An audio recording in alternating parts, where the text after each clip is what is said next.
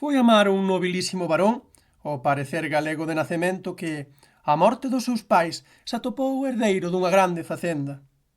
Home piadoso enteiramente cheo de fé, máis que en expiación de culpas pasadas, pois a súa alma era branca como unha pomba, polos seus ímpetus espirituais, desprendeuse de todas as súas riquezas en favor dos pobres e dos humildes, e fundou hospitais e asilos para os necesitados, facendo ao mesmo tempo levantar mosteiros nos que se pedise a Deus o perdón dos pecados dos homes.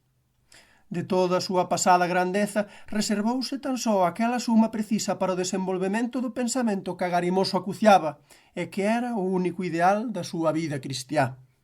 Mandou construir forte e lixeira nave, na que o mellor e máis xeitoso lugar estaba destinado a render culto a Deus, reservándose as incomodidades para os homes, como predispostos ao sacrificio por amor a Xesús Cristo. E el e a súa tripulación, despois de ben provisto buque, lanzáronse levando toda a súa confianza posta no alto en aventureira e longa expedición polos mares, sen máis guía que a esperanza e a fé, na procura do lugar do paraíso onde moran as almas dos patriarcas, profetas.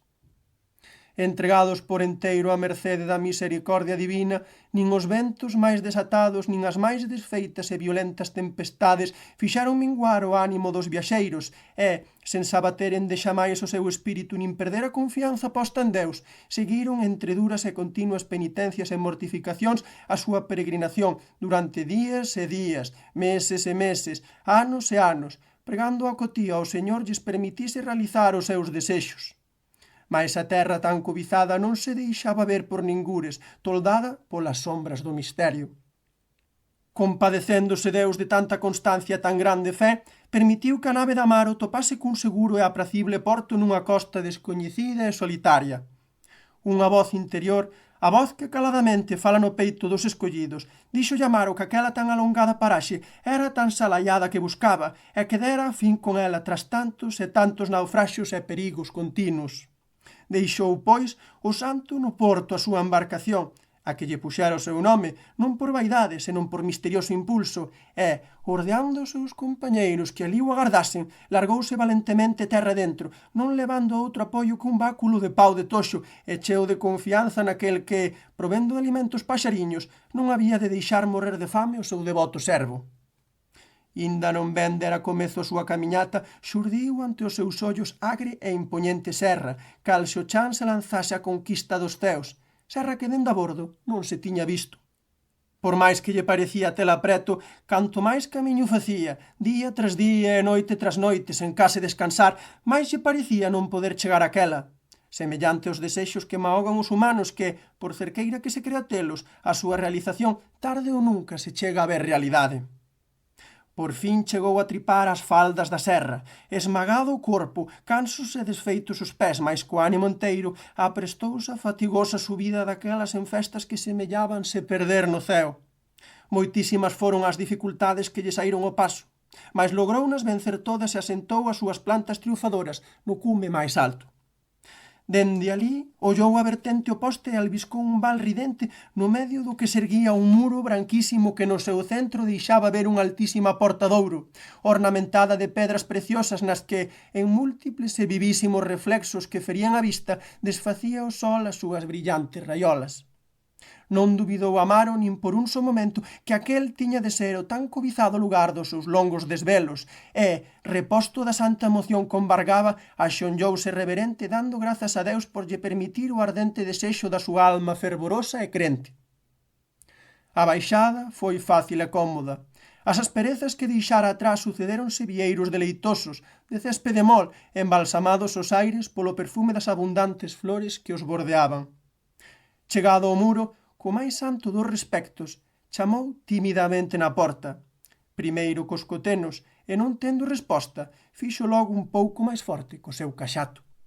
Correuse a fin unha beira da porta a modo de prancha, e deixou ver unha admirable e ben labrada mirilla que semellaba delicado encaixe.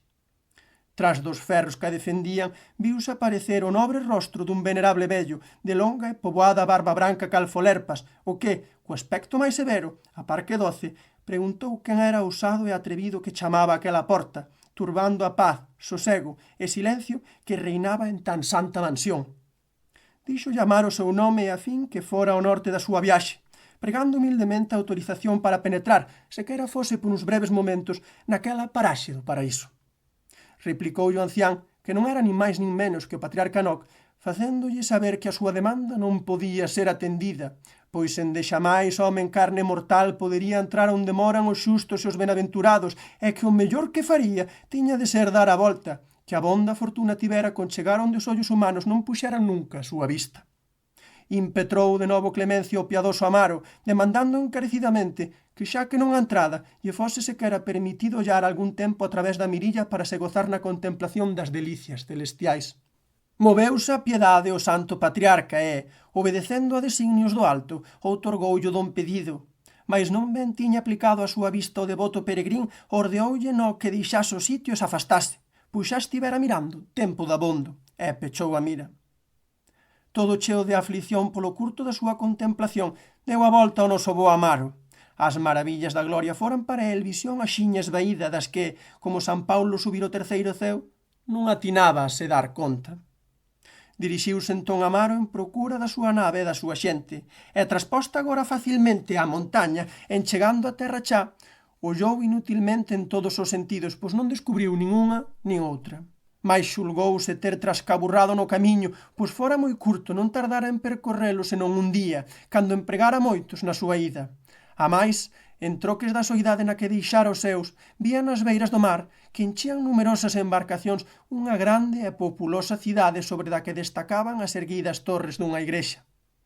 Grandes fatos de xente, o mesmo por mar que por terra, dirixíanse cara a urbe. Como chegaba a noite, determinou Amaro ir el tamén á vila en busca de casa cuberta para descansar e largar a mañá seguinte en busca dos seus. Mais antes quixo matar a sede que os ligaba vía longo anaco, bebendo nun claro rego, e chamoulle a atención o se ver reflectido nas augas o vello que estaba e a brancura do seu pelo e barba, mais achacou nas penalidades da súa empresa. Xa entre medias dos camiñantes o se mesturar con eles, dirixiuse cara ao templo para facer as súas cotiás oracións e darlle rendidas grazas a Deus pola protección que lle dispensara na súa viaxe. O demandar aos seus compañeiros do camiño a advocación da igrexa, grandiosa pola súa magnificencia e extensión, non quedou pouco pampo lle dicir que era de Santo Amaro, sendo cada vez maior o seu espanto lle engadir que a cidade se chamaba tamén Santo Amaro en lembranza do seu santo fundador, un venerable peregrín que, chegado a aquel porto dende longas terras había uns 300 anos e no mesmo día en que se atopaban hoxe, ordeara a tripulación do buque que o levara e que tiña o nome do seu dono, que ali o agardara. Santo Amaro internouse polo país adiante e nunca máis se volveran ter novas del. A tripulación, cumprindo as ordes que lle foran dadas, seguiu agardando, e ela foi a que botou os cimentos da cidade no primeiro aniversario da partida do que tiñan xa por santo. Posta baixo do seu patrocinio, axiña medrou e non se tardou en erguer o templo en honra a varón tan santo e milagreiro como tiña aprobado o correr do tempo. En acción de grazas polos beneficios alcanzados por santo tan abogoso, cal era Santo Amaro, todos os anos no seu aniversario celebraba o pobo con grandes festas e alegrías, tributándolle ao mesmo tempo a súa gratitude coas solemnidades religiosas procedentes. Así, Amaro entendeu que grande é o poder e a sabenza de Deus noso Señor, e como este llo amosara, no que ele entendera fora tan só un rápido instante. Nada lles dixo o santo seus acompañantes, procurou chegar canto antes á igrexa e, despois de postrarse diante da santidade de Xesús Cristo, presente esclarecía e fiéis, fíxolle exacta relación do que lle acontecera.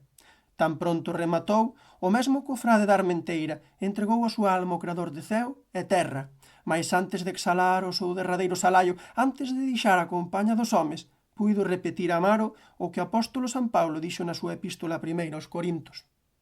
Os ollos non viron, nin os oídos escoitaron, nin o corazón do home sentiu. Canta que grande é a felicidade de que Deus prepara os que o aman.